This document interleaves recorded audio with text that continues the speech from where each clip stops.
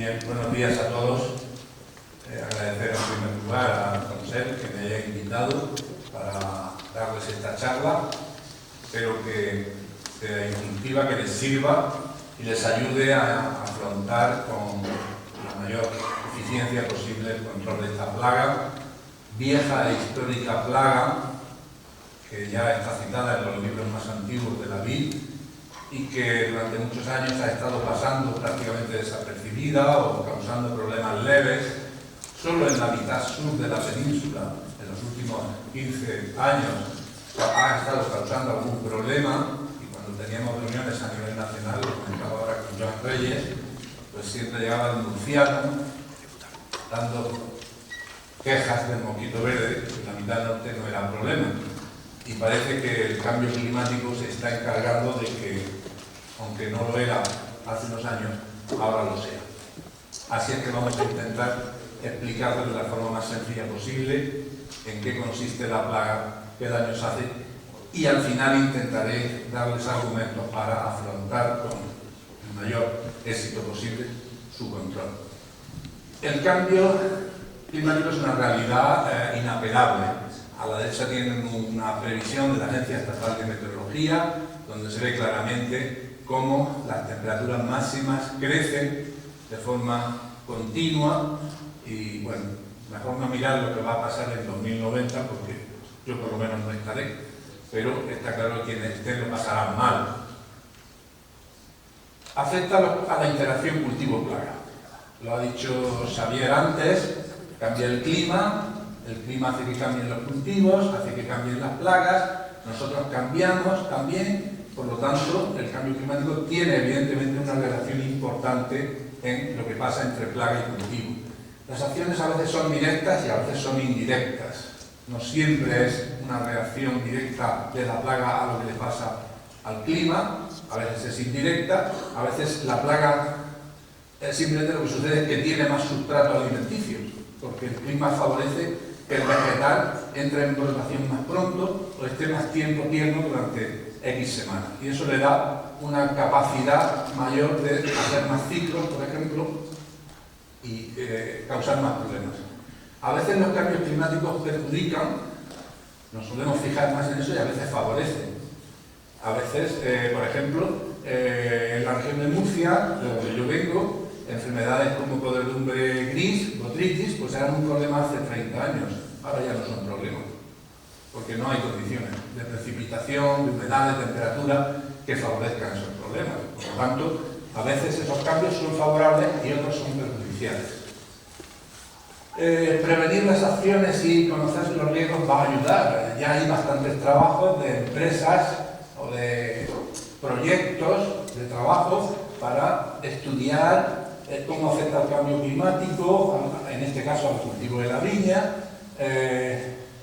cómo se pueden integrar los viñedos en esas nuevas condiciones de cultivo. O sea, hay bastantes proyectos, bastantes trabajos que en definitiva todos intentan salvar al viñedo de que consiga sobrevivir a esas condiciones extremas a las que se está forzando. Y habrá que ver cómo se integran todos esos trabajos, porque muchos no tienen que ver con plagas, solo con el cultivo en sí, pero habrá que ver cómo se integran esos trabajos con las plagas y enfermedades que afectan a los niños. Hay proyectos donde centros de investigación pues llevan bastantes años ya trabajando y estudiando esa situación del cambio climático, cómo afecta al cultivo y cómo afecta la interacción con plagas y enfermedades. Y vamos a hablar de la plaga que nos trae aquí hoy, que es el mosquito verde. La plaga empieza así, con unos bichos de color, el puntero es verde y no sé, con unos bichos en el embés de la hoja, siempre están en el embés de la hoja, no quieren luz directa, no van a estar nunca expuestos al sol y se alimentan clavando el pico en los vasos de la savia. La diferencia entre un trips y mosquito verde es que los trips pican las células epiteliales y vacían las células epiteliales de la superficie del tejido y producen necrosis, mientras que el mosquito verde clava el pico mucho más profundamente, va al vaso por el que está circulando la savia y en ese momento lo que hace es inyectar su saliva para crear un circuito y aspirar la savia de la planta y alimentarse. Y lo que sucede es que esa saliva que inyecta en el tejido, en el vaso por el que va la savia, resulta tóxica para la planta. Y esa toxicidad se empieza manifestando con esos nervios enrojecidos, como ven abajo a la derecha, nervios que ya manifiestan un cambio en su comportamiento, empiezan a producirse abarquillamientos de las hojas. A la derecha ven una hoja ya como muy endurecida y con los nervios completamente rojos. En el centro ven una hoja abarquillada con los nervios más que rojos, marrones ya incluso, y esos puntitos blancos son las mudas de los diferentes estados por los que pasa la planta. Empiezan a aparecer bordes amarillentos como abajo a la derecha, arriba a la izquierda, luego empiezan a necrosarse, las variedades tintas dan tonos marrones rojizos, las variedades blancas tonos más bien amarillentos, y empiezan a ver ya en las cepas pues hojas con esas características que ven ustedes ahí abajo. Son ataques leves todavía. Empiezan a desecarse los bordes, como ven acá, o arriba a la derecha, un ataque muy severo. He dicho que en las tintas es característico ese tono rojizo.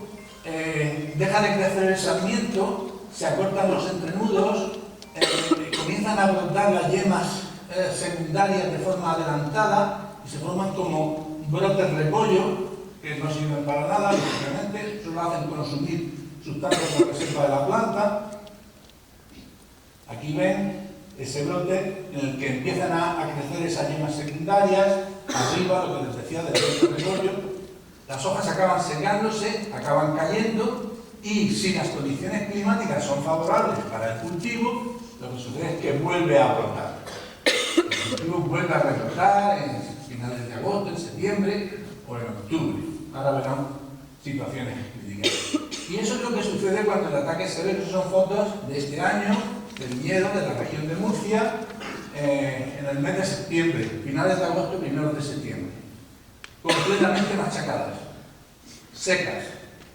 Esas hojas van a acabar cayendo, o incluso aquí se pueden ver algunas hojitas verdes que han comenzado a rebrotar, porque el cultivo sigue teniendo actividad, aunque sea poca, porque el cultivo viene muy castigado de 3 años de sequía brutal.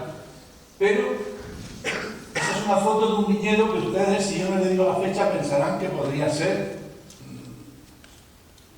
plena rotación, en el mes de mayo, de junio, pero no. Esas fotos son de hace 15 días. Esas cepas, antes de la poda, están rebrotando. Todas las yemas, todas han entrado en rotación. Eso es el daño más peligroso, porque esa cepa, entre que ya viene castigada de años de sequía, con una vegetación raquítica, se puede ver, todas sus yemas que ha diferenciado para el año siguiente han brotado este año. Con lo cual, el año que viene tendrán que brotar yemas secundarias que se tendrán que reactivar, con la consiguiente merma en la producción, con el consiguiente consumo de sustancias de reserva de la planta y la debilidad continua de la cepa. Por lo tanto, es una plaga que, dependiendo de cuándo nos afecte, los problemas pueden ser muy graves. Y mucho cuidado con que, si vuelven a la anterior, creo que había aquí en rojo, cuidado si esto pasa antes de la vendimia. Si eso pasa antes de la vendimia, que puede pasar si no tenemos un control adecuado, lo que tenemos es totalmente paralización de asimilación de azúcar, los racimos, vamos a tener problemas con el grado alcohólico, soleado de los racimos, etcétera, etcétera, etcétera. Por lo tanto, es una plaga con un potencial de daño muy severo. ¿Quién hace esos daños? Este es el adulto. A la derecha tienen una imagen del macho y de la hembra. El macho un poquito más pequeño que la hembra. Una hembra puede vivir en unos 10-15 días, pone unos 50 huevos, generalmente sobre peciolos y nervios de las hojas, y se alimentan siempre en los tejidos tiernos. Siempre en los tejidos tiernos.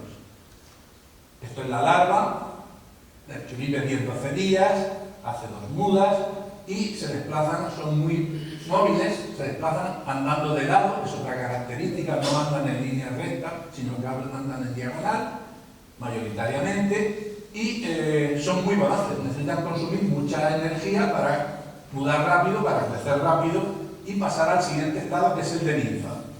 El de ninfa se diferencia porque tiene los esbozos alares, si se dan cuenta, en la zona del abdomen ya aparecen como esas dos puntas de flecha, que son los esbozos alares. En ese estado va a hacer 3 mudas y durante ese tiempo, son 9-10 días, alimentándose con una voracidad brutal, comiendo sin parar. Aquí tiene una larva, una ninfa y en el centro el nervio de la hoja y ese punto marrón que corresponde a una puesta de la plaga, que una vez que el huevo sale se queda esa herida como una necrosis que marca el sitio donde estuvo el huevo. Estas son las puestas se ponen mayoritariamente en los pedúnculos de las hojas, en los nervios principales de las hojas y a veces incluso en los brotes tiernos, en los extremos de los brotes, cuando son muy tiernos. Las hembras clavan el aparato reproductor, hacen una herida, insertan el huevo dentro de esa herida y de esa manera el huevo queda protegido pues, de parásitos, de depredadores e incluso de tratamientos químicos en muchas ocasiones. Por lo tanto, bueno, ahí tiene una secuencia de diferentes estados de los huevos y los suelen poner asociados en grupos de 3, 4 o 5. No siempre, pero es frecuente cuando ves un huevo, si sigues mirando en la misma línea del nervio del pedúnculo, vas a encontrar 4 o 5. Creo que si le doy, se verá un vídeo. Sí, efectivamente. Bueno, ahí tiene, si se dan cuenta, 1, 2, 3, 4 puestas, un poquito más aumentadas, en un pedúnculo. En la de la izquierda se ve brillar el huevo, ahí lo tienen más aumentado. Ven cómo queda insertado, todavía un poquito más aumentado. De ahí va a salir una larva muy pequeñita. Esa es una muda, el exoesqueleto que se queda sobre el envés de las hojas. Otra larva de segunda edad, un poquito más grande, pero todavía no tiene esbozos alares, si se dan cuenta. Esto ya es la ninfa, con los esbozos alares. Más grande, lógicamente, va a pasar por 3 estados y esto es el adulto, tal y como lo han visto en la imagen anterior. Bien, ¿dónde pasa el invierno esta plaga? ¿Dónde está ahora mismo? Pues puede estar o en las adventicias que haya dentro del cultivo o en las adventicias que estén en la periferia del cultivo. Va a estar en el envés de las hojas, protegida del frío, protegida de la lluvia. La lluvia es su peor enemigo de esta plaga, luego verán por qué. Y va a pasar completamente desapercibida. Nadie va a buscar el bicho en esas plantas, nadie va a buscar el bicho en la periferia. Porque además es una labor de chinos, ya se lo digo yo. A veces, cuando tenemos bordes como este que ven acá, con mucha vegetación, puede estar ahí, y a veces hay viñedos como eso. En Murcia no es muy común, pero a veces hay algunos viñedos que después de una lluvia sucede eso. Y lógicamente, pues ahí también es fácil encontrarlos. ¿De acuerdo? Mezclado con la vegetación espontánea. A veces hay situaciones críticas como la que ven ahí. Esto no es vino, esto es uva de mesa, pero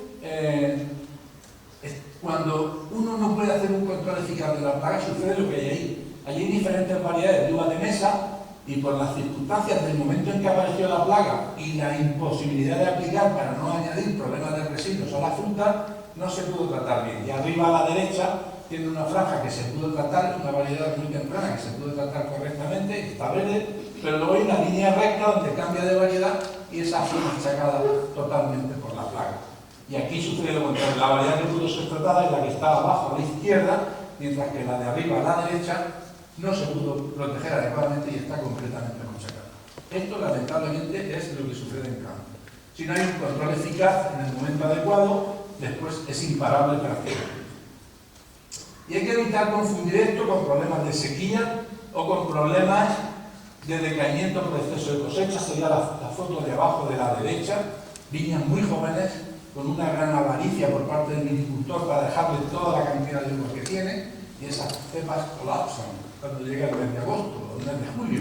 No puede soportar ese volumen de cosecha y colapsan. No tiene nada que ver con el mosquito verde o la sequía, que serían problemas de las otras imágenes que ven. También con problemas de virus de enrollado, con carencias de algunos nutrientes o con ataques severos de ácaros. Hay que evitar confundirlos.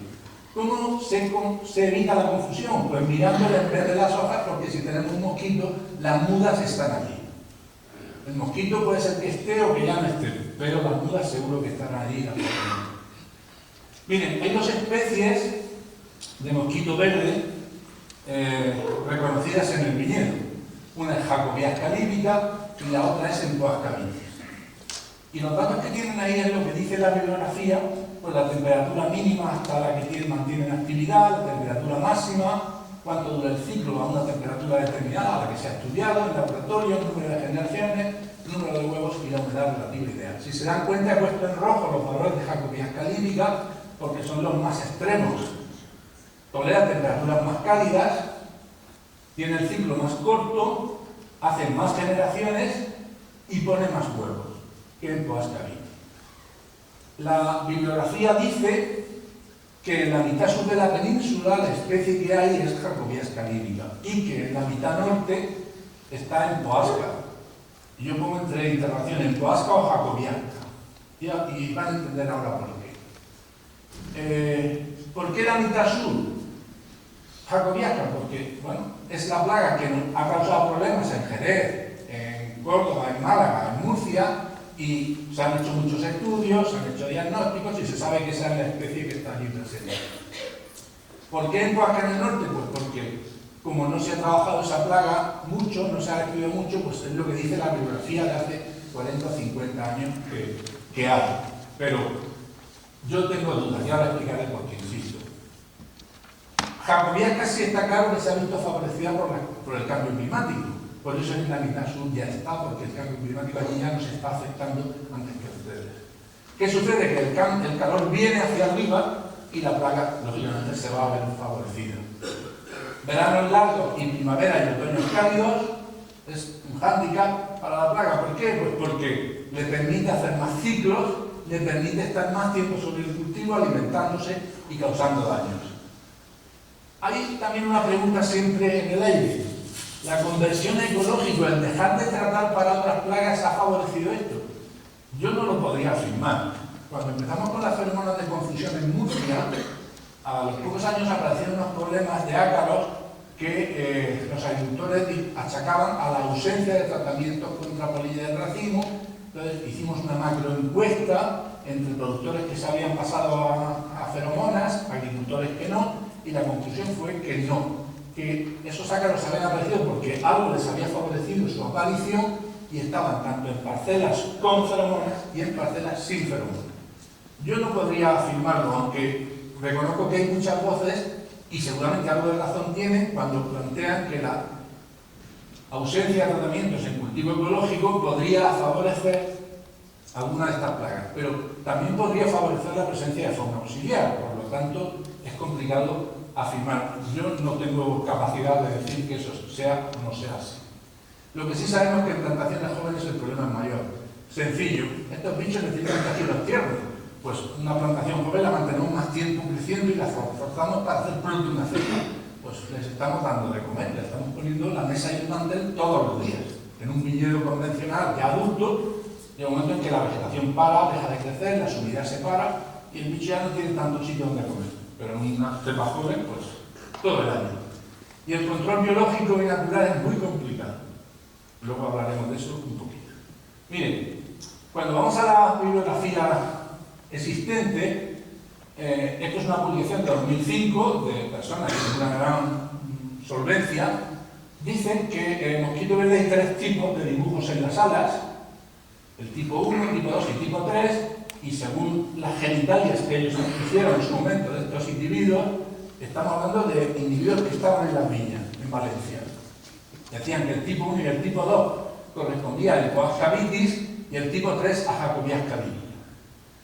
Nosotros lo que hemos hecho, mediante PCR, que es un análisis molecular, ha sido capturar individuos, separarlos por el dibujo de las alas, y cuando hemos tenido esas alas con el dibujo, ese sector en forma de triángulo, como tiene arriba el tipo 1, la especie que sale ahí siempre es Asimmetrasca de Cede, no es Empoasca vitis.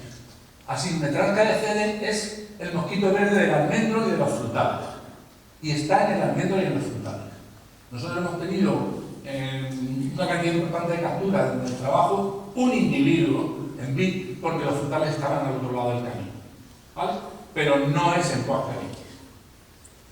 El dibujo tipo 2, que también lo clasifica como Empoasca vitis, por PCR sale siempre, en el 100% de los casos, Jacobiasca líbica. Y este individuo sí que está en la vid, aunque en proporciones muy bajas. El mosquito verde con ese dibujo de alas, muy pocas, pero las que hay son Jacobiasca líbica. Y el tipo 3 sí que coincide con la determinación que se hizo en su momento, y es Jacobiasca líbica, y es, con diferencia, el mayor volumen de individuos que encontramos en vid. Esto es Murcia. ¿Qué pasa aquí? ¿Qué pasa en La Rioja? ¿Qué pasa en Galicia? Yo no lo sé, pero alguien tendrá que hacer ese trabajo, porque mientras que estás trabajando con determinaciones que se definieron hace 50 o 60 años, que nadie pone en duda, cuidado, o sea, están bien hechas, pero es cierto que la tecnología actual, la técnica molecular, es mucho más fiable, va más a caracteres específicos, hay miles de genomas de esa especie puestos en los bancos de datos, y cuando tú has secuenciado el genoma de un individuo y lo pones allí y te dice que el 99,9 coincida el 99,9 con la secuencia de una u otra especie, pues habría que pensar que es correcto. Por lo tanto, una cuestión que queda en la ley es saber qué especie tenemos aquí en el norte, o en esta parte. Volvemos con el bicho y su biología. Hemos dicho de 5 a 11 ciclos. Es muy complicado. Una plaga que se solapa un ciclo con otro es complicadísimo saber cuántos ciclos hace. Por lo tanto, lo importante no es saber si hace 1 o hace 5, sino saber qué población tengo en cada momento en campo. Eso es una curva de vuelo real de Murcia, de mosquito verde, y bueno, yo ahí he marcado 5 círculos que considero que podrían ser los máximos de vuelo. Seguramente habrá más, porque al final en diciembre hay un pequeño pico y aquí en febrero hay un pequeño pico. No lo sé, pero está claro que como mínimo 5 sí que tenemos en nuestras condiciones. Miren, fíjense cómo incide la climatología. Esos son 3 años, 14, 15 y 16. Y son 6 fincas, las mismas 6 fincas monitorizadas 365 días al año, que hacíamos en el Servicio de Sanidad Vegetal. Y miren, fíjense cómo cambia el volumen total de población. El eje de ordenadas es el mismo para todos. Fíjense cómo en 2016 los máximos se pierden hacia arriba, cómo en 2015 se quedan por debajo de 100 y cómo en 2014 están en torno a 100. Fíjense también la población que hay en el anillo rojo. Y esto es la clave de esta plaga. Y ahora se lo explicaré con más detalle con datos de 2023 y 2024. Esa es la clave. ¿Qué pasa en ese periodo? Esta plaga, nosotros tenemos históricos de más de 20 años. Siempre hemos tenido capturas en los primeros 2 o 3 meses del año. Siempre. Lo que pasa es que la mayoría de los casos testimoniales, muy bajas. Estamos hablando de 5, de 2, de 3, de 4 capturas trampadillas. Durante unas 3 o 4 semanas y después desaparece. Y se queda prácticamente a cero hasta que llega junio, finales de junio, primeros de julio, y empieza a subir con el calor. Sube hasta finales de agosto, y después, cuando aparecen las primeras lluvias, la plaga desaparece. ¿Por qué? Porque la lluvia le sienta muy mal. La lluvia le molesta y la plaga desaparece.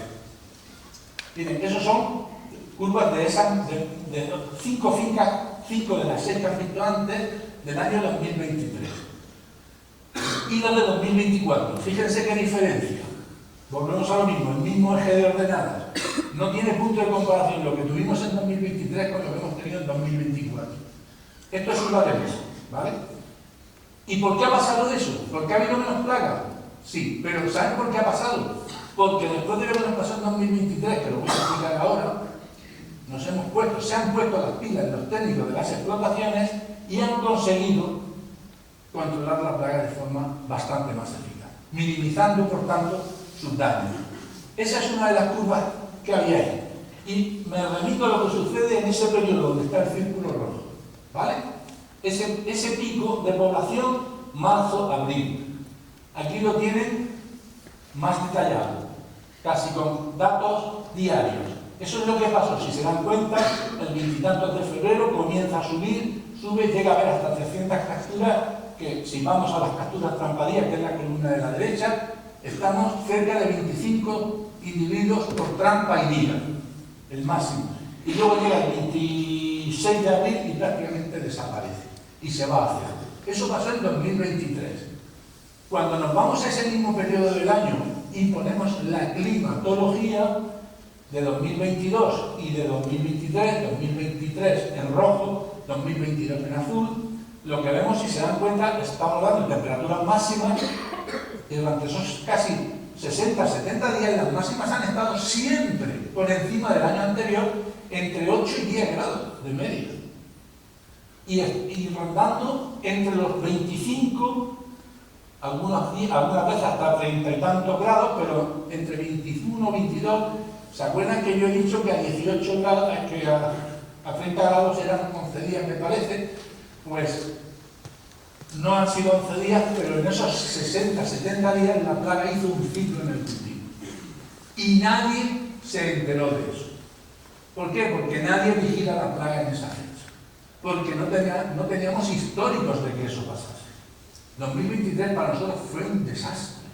En uva de mesa un desastre. En viñedo un desastre, pero brutal. Y se unía en viñedo la sequía al ataque de mosquito verde.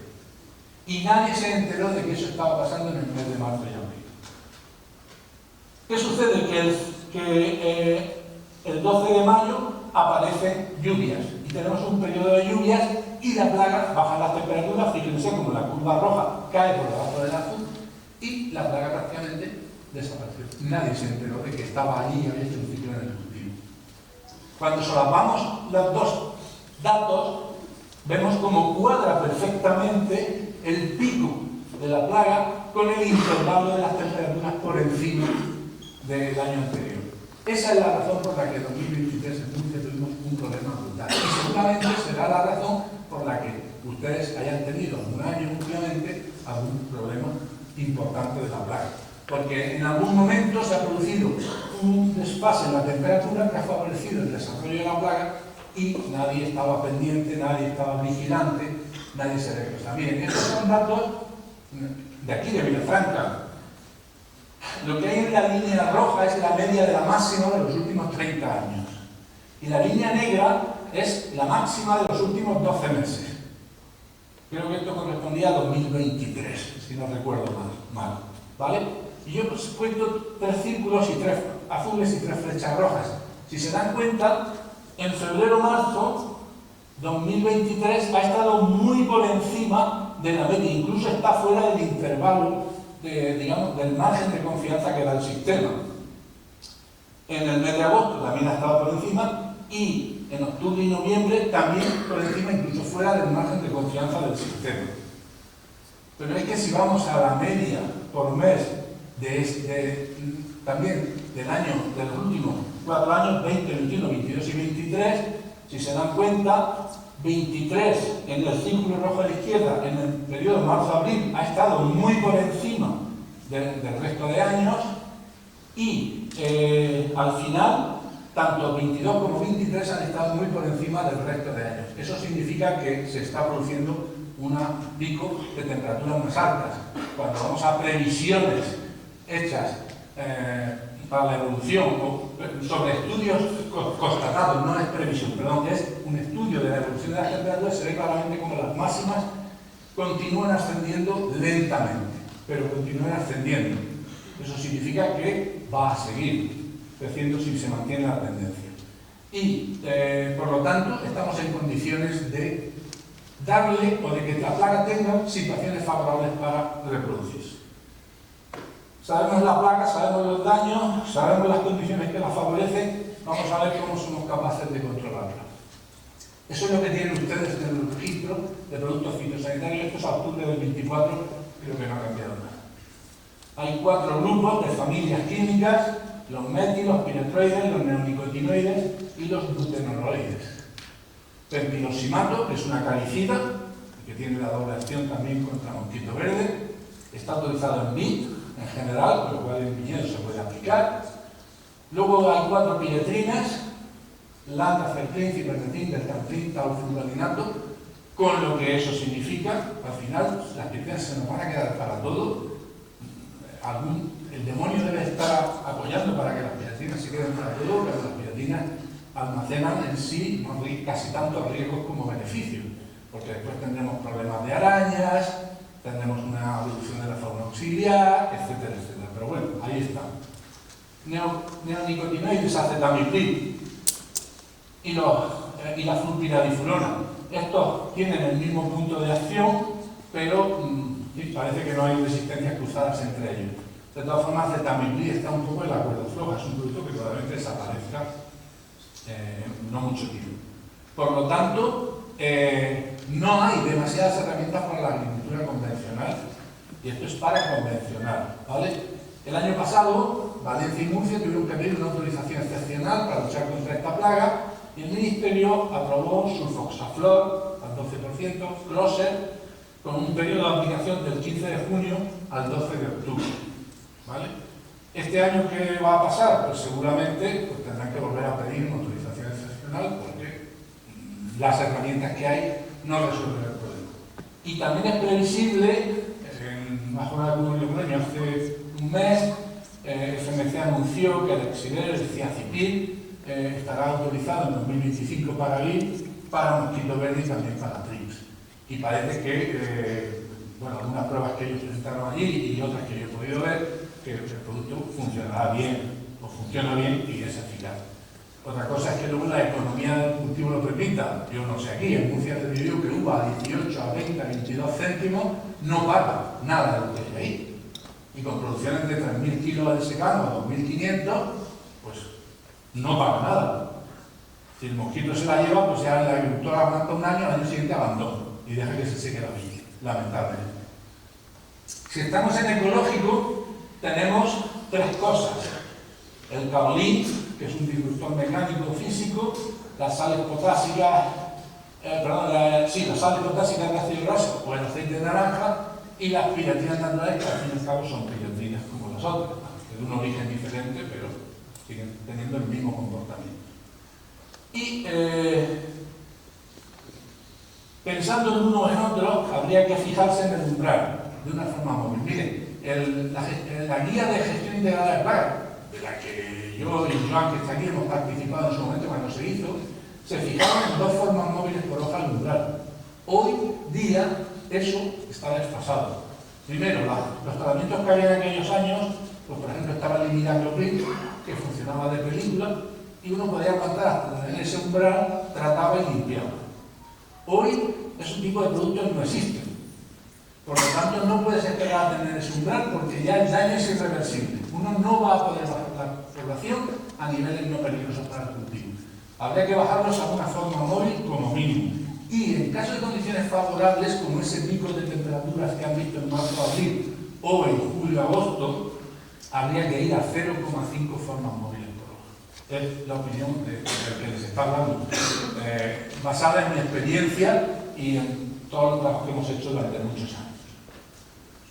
Otros mecanismos de control, el biológico. Sí, se sabe que hay parásitos de huevos, en Aeros atomum, Estetinum triclobatum, pero no son suficientemente eficientes como para evitar tener que tratar. También los depredan crisopas, algunos coccinelios, algunos ácaros, pero entre unos y otros no son capaces. Hasta ahora no hemos tenido ningún caso, no hemos podido constatar que la fauna auxiliar pueda frenar el nivel de ataque de la plaga. Y el otro gran debate es si la presencia de adventicias ayuda o no ayuda. Pues como decía lo de ecológico, yo no puedo afirmar ni una cosa ni la otra, porque es cierto que la presencia de adventicias le puede dar sustrato a la plaga, pero también le da sustrato a la fauna auxiliar. Es complicado, no conozco estudios que hayan profundizado en esta plaga y en esa situación para definir una cosa u otra. Luego está el control tecnológico. Plagas amarillas o cintas pegajosas amarillas. Eso es una de mesa. Ya les digo que en viñas, sí ha habido algunas viñas que este año lo han puesto por allá, con resultados, en fin, a veces dudosos. En uva de mesa, eso en 2023 parecía una feria. No sirvió de nada, porque eso sirve cuando se pone muy al principio, cuando los primeros individuos están llegando a la parcela, están volando. Porque entonces sí ayudas a romper la dinámica poblacional en las primeras fases, que tienen pocos individuos que controlar. Cuando tienen millones de mosquitos verdes ahí, lo que van a ver ahora está en un vídeo y lo van a ver ustedes. Miren, eso es un vídeo. Eso es a las 24 horas de poner la cinta. Todos esos puntitos que ven ustedes en verde, eso es mosquito. A las 24 horas de poner la cinta en campo.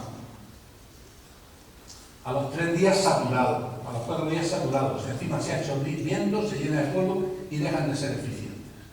Por lo tanto, cuando tenemos esas poblaciones no sirven. Habría que ponerlo mucho antes. Luego, otras cosas que las que hemos estado trabajando sobre los últimos 2 años. Por ejemplo, el tema de caolín carcinal.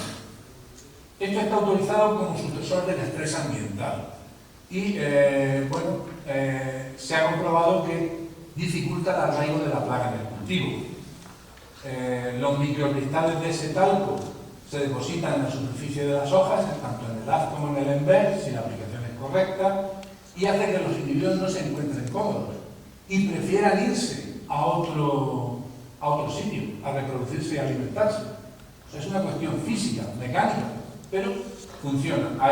Estos son datos de un trabajo donde se ha probado Roical más natural y se mantenía el talco hasta la valla tamaño perdigón y después de ahí se seguía con Naturalis, se mantenía hasta el cierre del racimo y después con Naturalis, se mantenía Roical o el talco hasta el final de recolección o Roical hasta el tamaño perdigón y después el estándar del agricultor, que es acetamiprid, o solo el estándar del agricultor. Las conclusiones de este ensayo, que se ha hecho en 2024, por una empresa acreditada para la empresa propietaria del producto, y los datos que han dado, pues bueno, es que funciona bien, que consigue reducir las poblaciones de manera bastante eficiente y consigue evitar que la plaga entre a saco en el cultivo, se establezca y después no se vaya.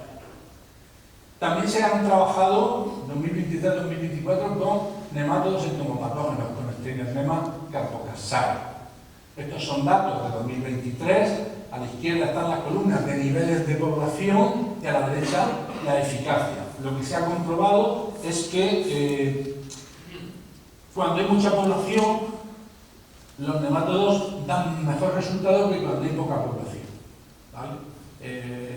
No saben muy bien por qué, probablemente tenga que ver con que al haber más población pues se reproducen o tienen más capacidad de localizar la plaga y por tanto de afectarla que cuando hay poca plaga. En 2024 se ha repetido el ensayo, se ha comparado con acetamiprid y el nemátodo a 2 dosis, a 1,5 millones por hectárea o a 3 millones por hectárea, y bueno, si se dan cuenta,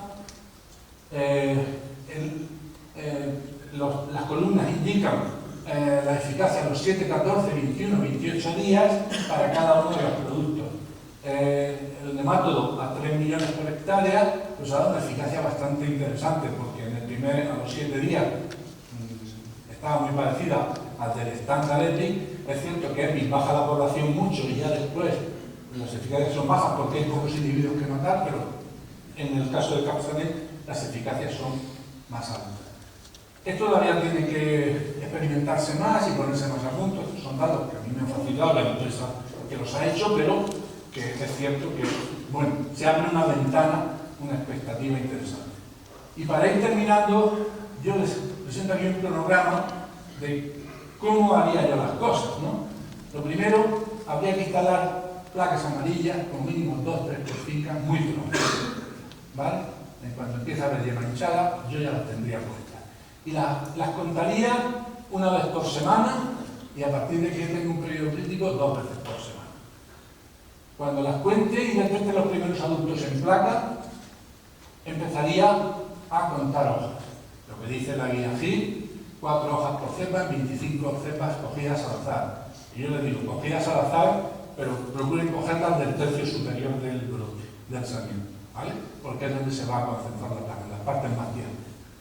A partir de ahí, lo he dicho antes, lo repito, la guía FIP habla de 2 formas móviles por hoja, yo aplicaría una y si las condiciones son muy favorables, 0,5 formas móviles por hoja.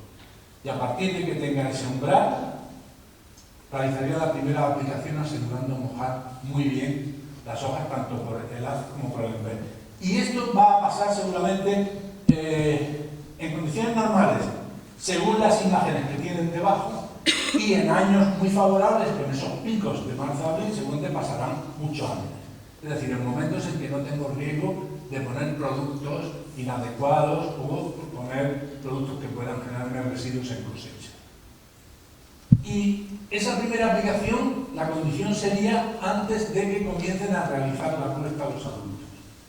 Porque una vez que estén las puestas realizadas, yo mataré los adultos, mataré las larvas ninfas que pueda haber, si las hay, que en el momento no debería haberlas, pero no hay nada contra los huevos. Ninguno de los insecticidas que tienen ustedes ahí aplicables hace nada contra el huevo. Por lo tanto, a los 10 días volverían a tener individuos que habrían salido de esos huevos. Por lo tanto, es clave esa primera aplicación.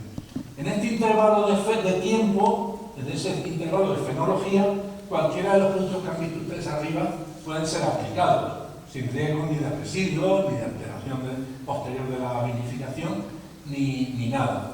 Y lo que sí hay que evitar es la repetición del mismo tipo de acción varias veces porque podríamos favorecer la aparición de resistencia. Y si repetimos piretroides, además, podríamos tener problemas con los ácaros.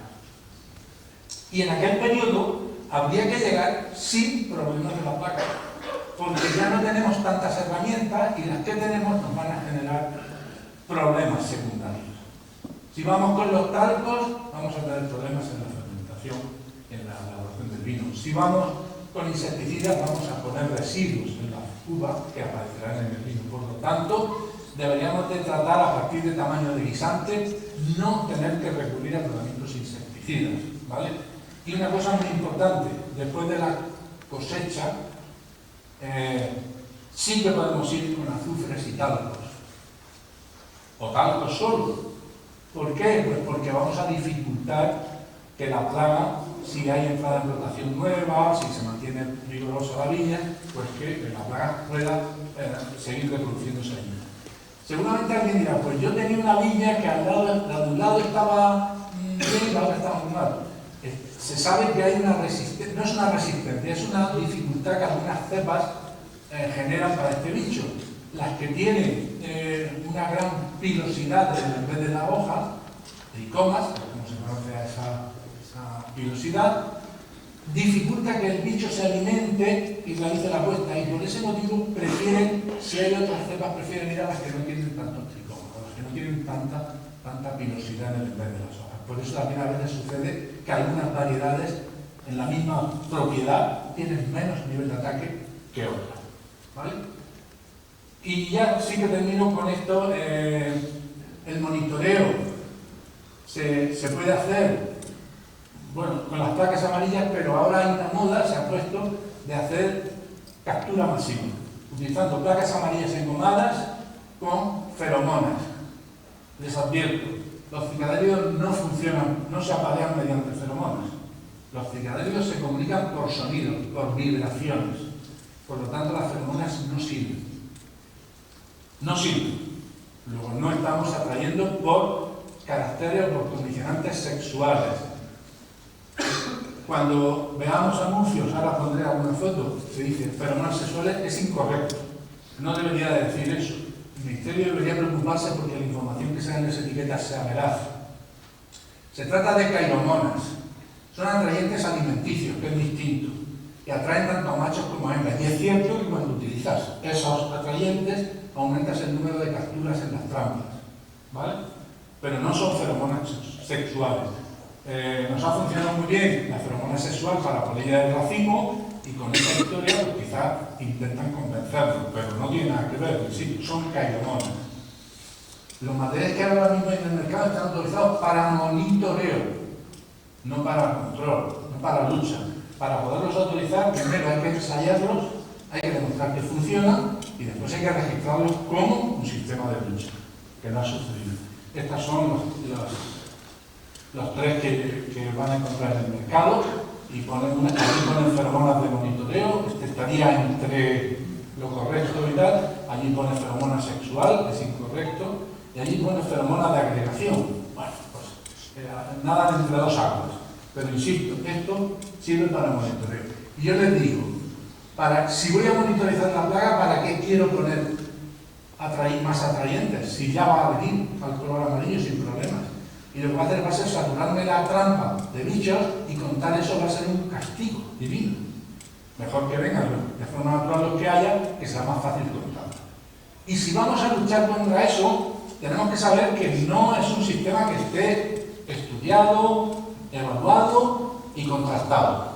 Ya les digo yo, han visto antes unas cintas amarillas a las 24 horas de ponerse, saturadas de bichos, y si les hubiese enseñado una foto de los daños que había en ese parral, de una de esas, se santiguarían ustedes los que tengan fe, los que no, harían alguna otra expresión. No sirve cuando la plaga está establecida, por lo tanto, tengamos claro esas pocas cosas y nada más. Espero haber cubierto el tiempo y sus expectativas. De todas formas,